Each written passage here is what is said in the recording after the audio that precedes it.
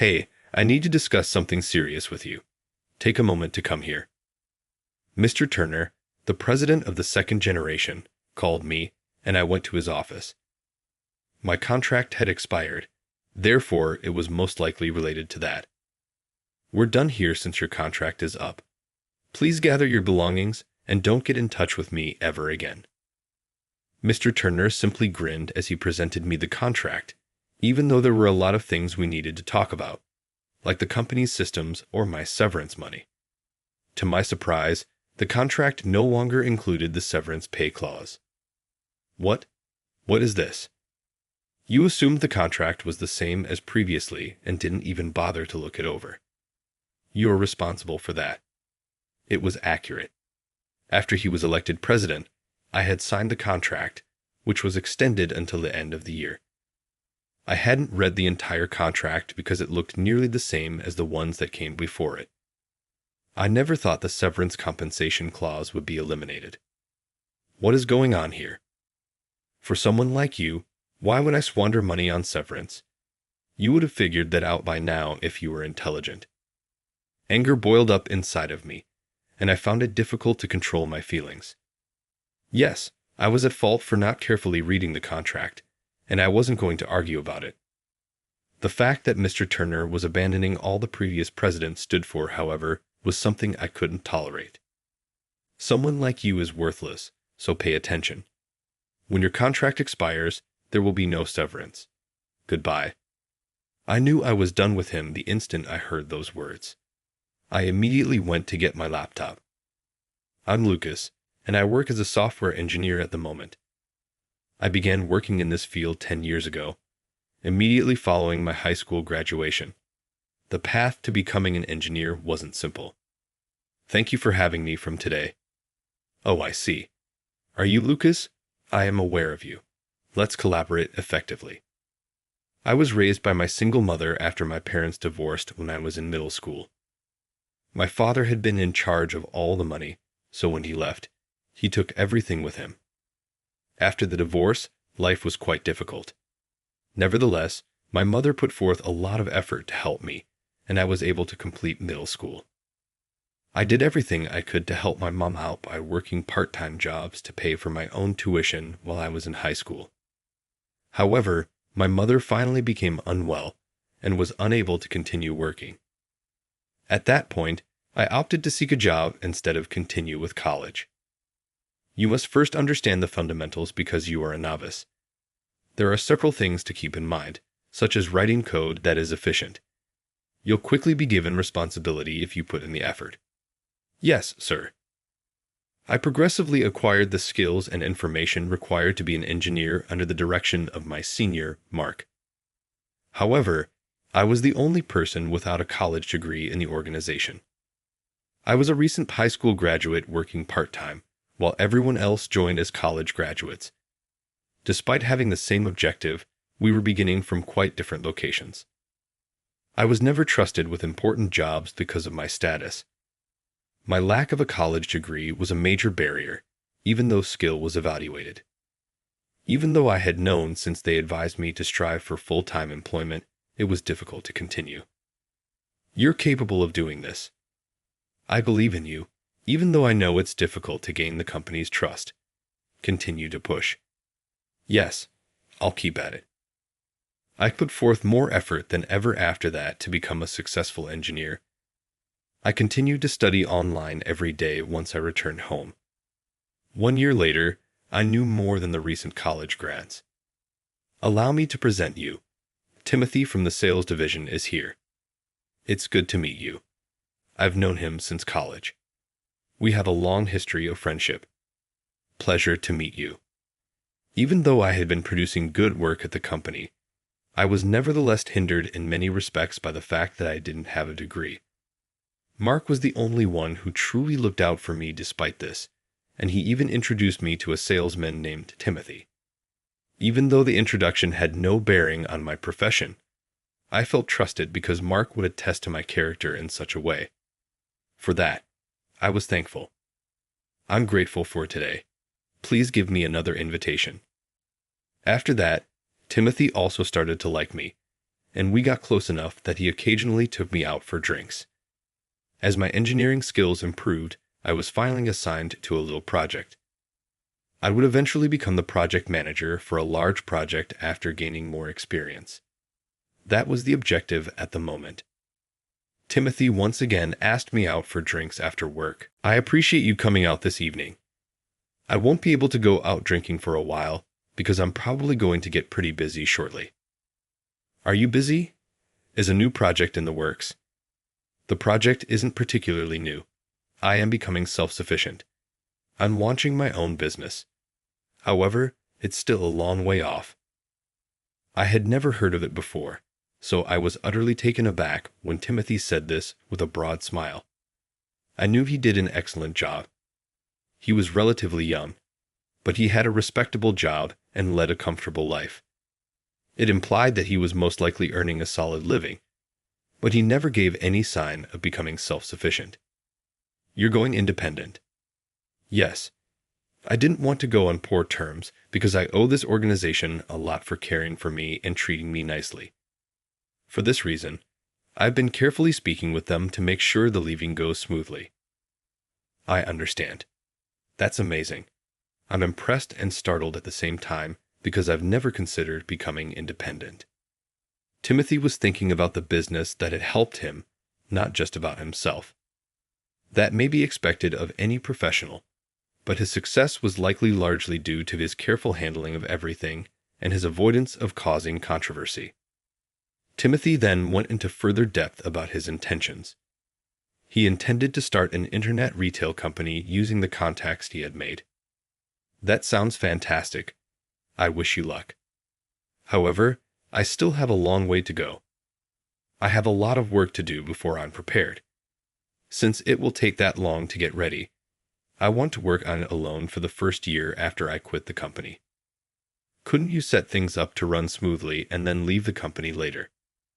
I can't balance running a side business with the work I'm now responsible for. Furthermore, it wouldn't be considerate to the business. Everyone around him admired and liked him because of his genuineness. That's what I really thought. We had a great time at our large celebration that evening. However, after listening to Timothy's experience, I also began to consider becoming self-sufficient. Timothy's narrative further fueled my desire to place myself in a situation where I could rely entirely on my own abilities. The want to prove my skills had been sparked, but I realized I still had a ways to go before I was truly acknowledged as an engineer. Projects at the same level as the ones I'm working on today can be managed independently by me. In the future, I want to start my own software development business, expand my portfolio, and take on freelancing employment. At the conclusion of the month, I made the decision to quit the company after speaking with Mark and my bosses. I felt prepared to give it my best, even if it was a risky move and I lacked a clear plan. Timothy extended an offer to collaborate with me a year later. Although it was an enticing offer, I was put in a challenging situation. In actuality, I had recently launched my own business and successfully transitioned to freelancing. I couldn't just go work for someone else now, even if it was a fantastic opportunity. I appreciate the offer. However, I recently started my own business. It's a software development company, but I'm still the only employee. Really? That's amazing. Well done. Although Timothy responded enthusiastically, I knew it was probably not the response he was looking for.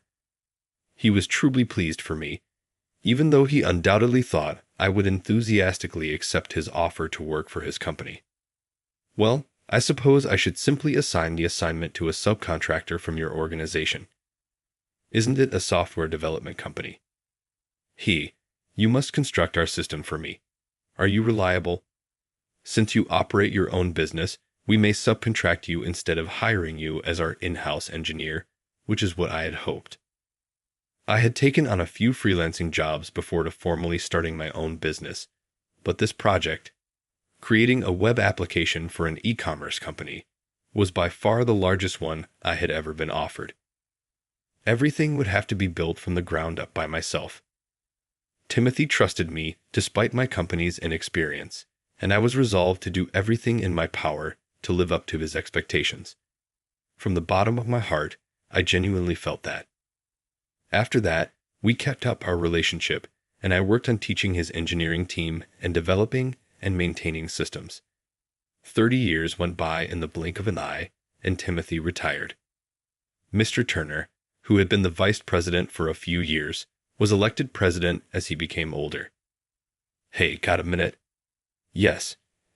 I take it you're under contract. You might want to start looking for another employment because I want to fire all contract staff once I take control. I was abruptly summoned and informed of this. I was able to get by without the work from Timothy's company by this point because my own business had expanded significantly. Although I would want to concentrate only on my business, my friendship with Timothy kept me employed there as an outside contractor. I wouldn't mind going back to my own business full-time, but I was surprised by how abrupt the conversation was. What does this mean to you? It's quite abrupt. I mean, I'm not going to spend my money on someone like you. We don't need pointless individuals wasting their time on computers. Without hesitation, Mr. Turner told me this directly.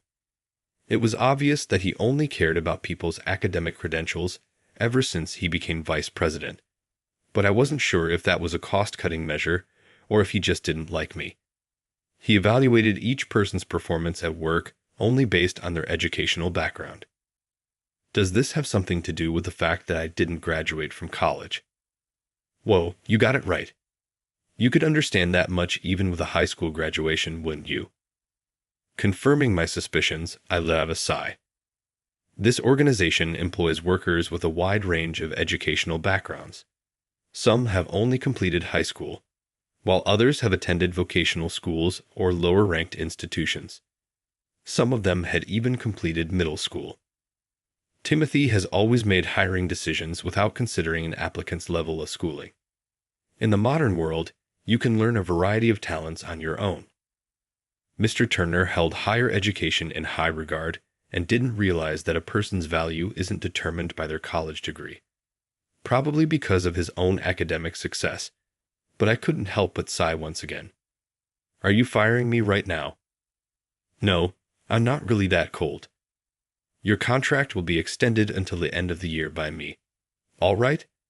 Don't forget to find another employment after that. Was this how he showed kindness?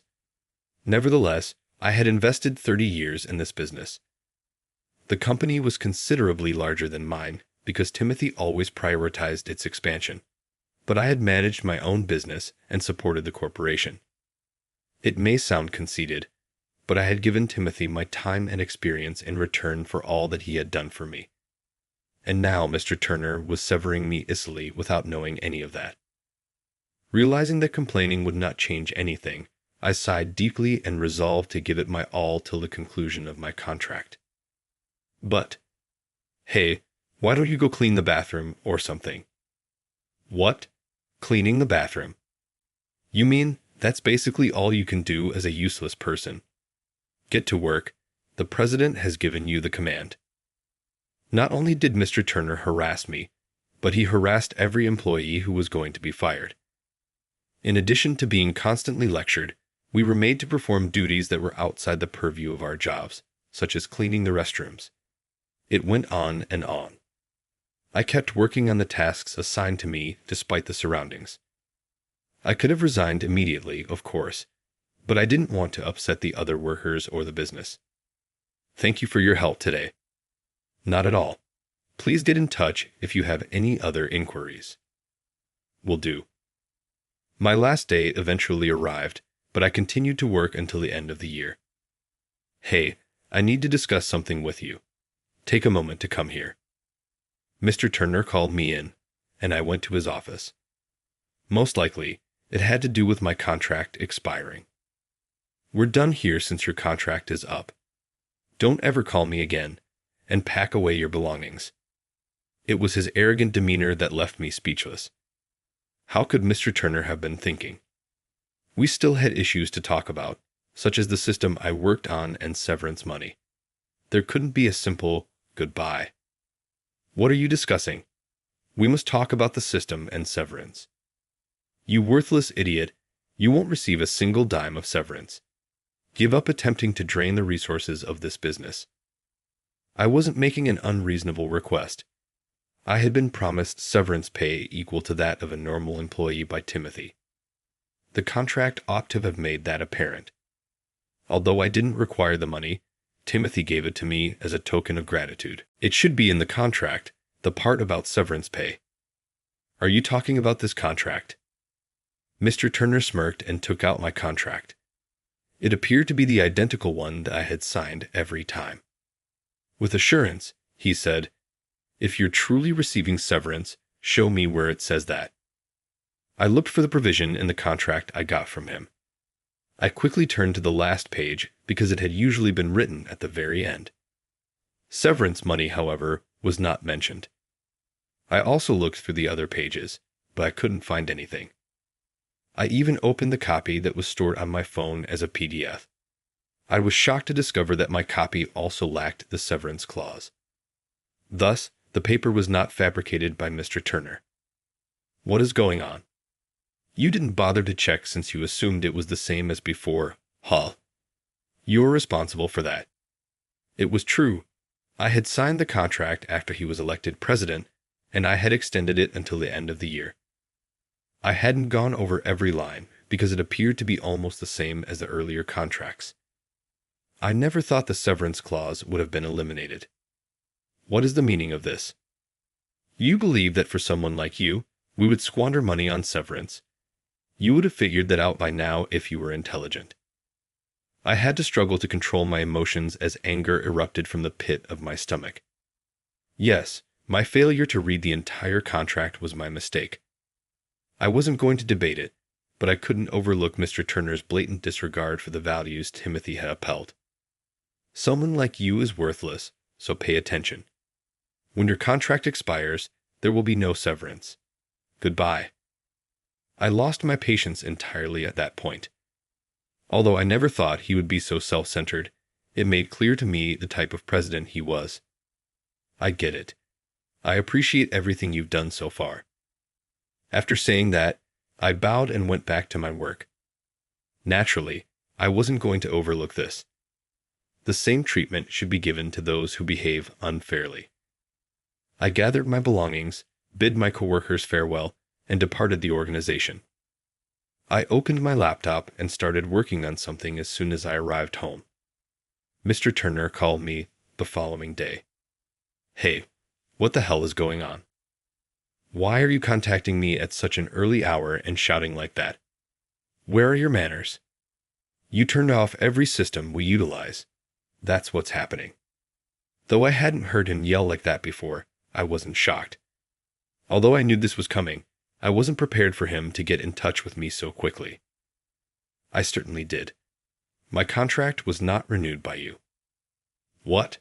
Agreement? Whoa, do you know absolutely nothing? You are also the president. As I said it, I couldn't help but smile. Now my attitude was making Mr. Turner, with his inflated pride, yell at me even more.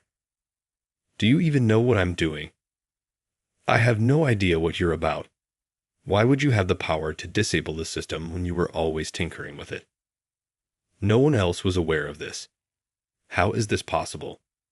Mr. Turner obviously didn't know what I had been doing for the business. When he took over from Timothy, he must have been taught everything. But he either ignored it or forgot it. Now that the company's system was down, he was in a panic. Accounting software and employee management applications were among the impacted systems.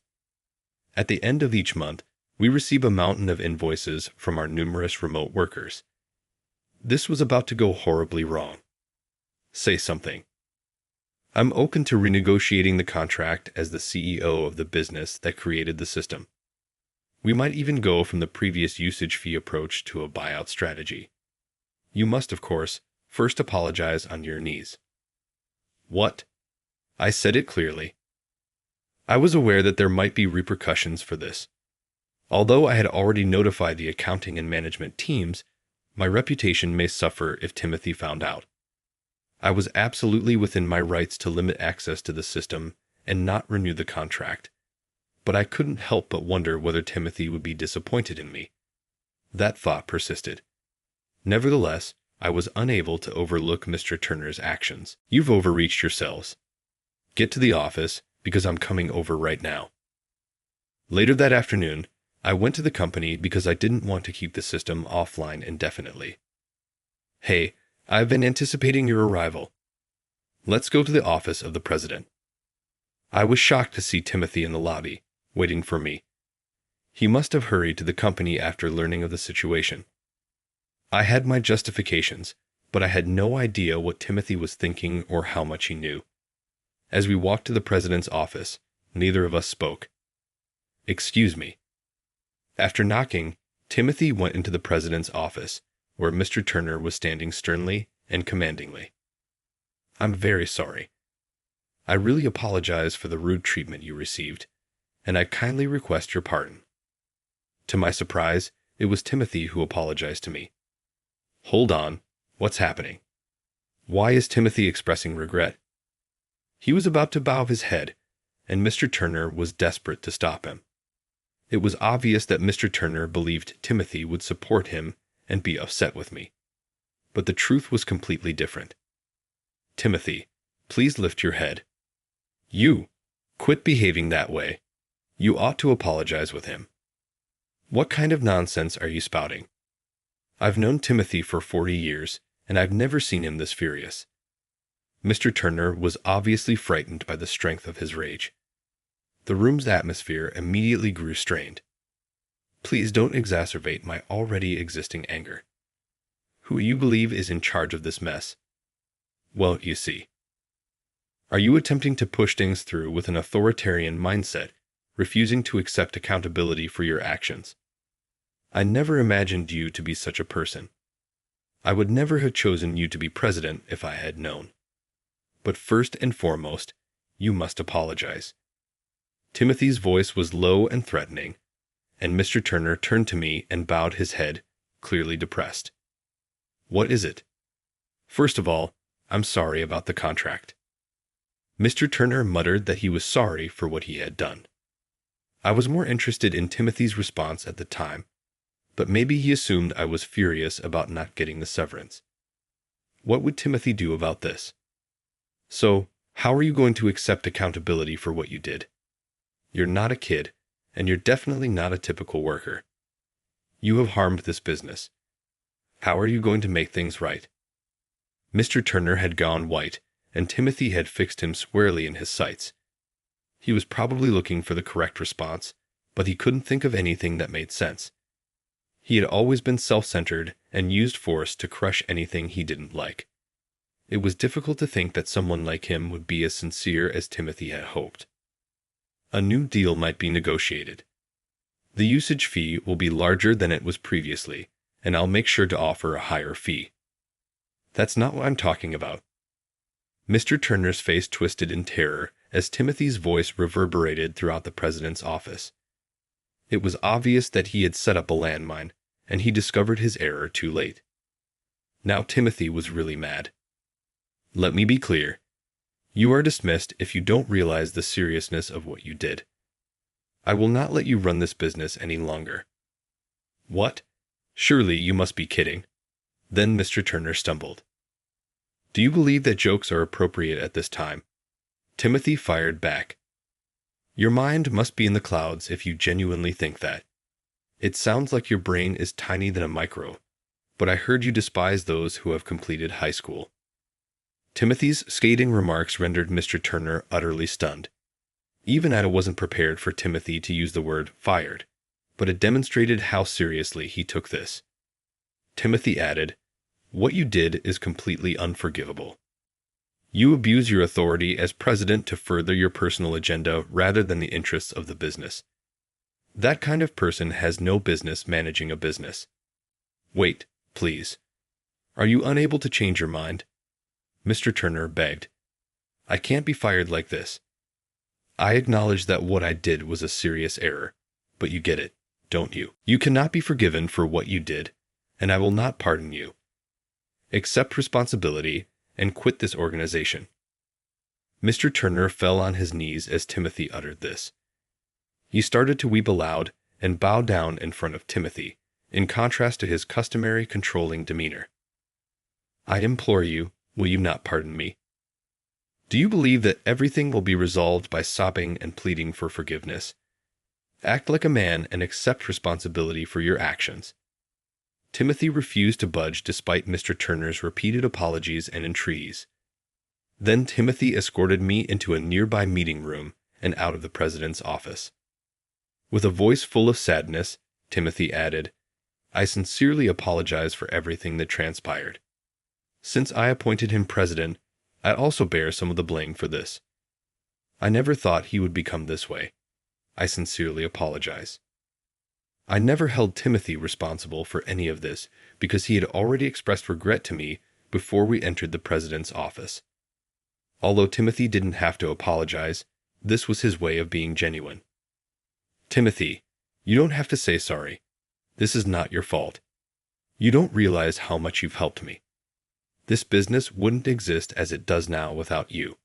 Treating someone like you, a vital member of the team, with such disdain was unacceptable." Timothy's eyes filled with tears as he conveyed his appreciation. "We can use our system for less than a tenth of the typical cost because you constructed it for a fraction of the market price. You devoted your time to training our engineering team as the business expanded. Even our just began programming lessons benefited from your assistance. Because of you, this business prospered for 30 years. You were always there for me, even when things got rough for the company, or when I was having personal problems. Your presence is the reason we have progressed to this point. I sincerely appreciate it." As he talked, Timothy held my hand tightly and met my eyes. I was also moved to tears when I saw him in that state. Timothy owed me so much. You introduced me to customers and showed me how to manage a business. I owe you just as much. I doubt I will ever be able to pay you back for everything you have done for me. Hearing that makes everything I've done feel worthwhile, Timothy said with a smile. I sincerely appreciate it. And once more, I apologize for all that transpired. Could we keep working together, even though I know I'm not in a position to ask? Timothy appeared remorseful, but I had my response ready. Obviously, I'm excited to collaborate with you once more. We reaffirmed our partnership with a hard handshake. Ultimately, Mr. Turner lost his job and was evicted from the organization. Since Timothy's business was sizable, news of Mr. Turner swiftly spread both within and outside the sector. It seems that he was unable to obtain employment. He lives alone in obscurity after losing his job and being deserted by his family. He had wasted the most of his earnings over the years, and his ex-wife had seized what little money he had left over as child support. He was obviously leading a horrible life, but it was a fitting finish for someone who had done so much harm. For my part, I've been concentrating on managing my own business while still keeping up my close friendship with Timothy. Now that he is back in his position as president, Timothy is committed to coaching the company's future CEO. He informed me, "I'm taking my time to develop some great talent that we brought in interested in the president position." That's fantastic. Again, I would love to learn more from you. I have also been considering the possibility that it may soon be time to hand over my business to someone else. When the time comes, I'll have to learn such talents from you. One of the most important things in my life was meeting Timothy. Naturally, I can't claim that life has always been simple. There have been difficulties, obstacles, and times when I felt emotionally trapped.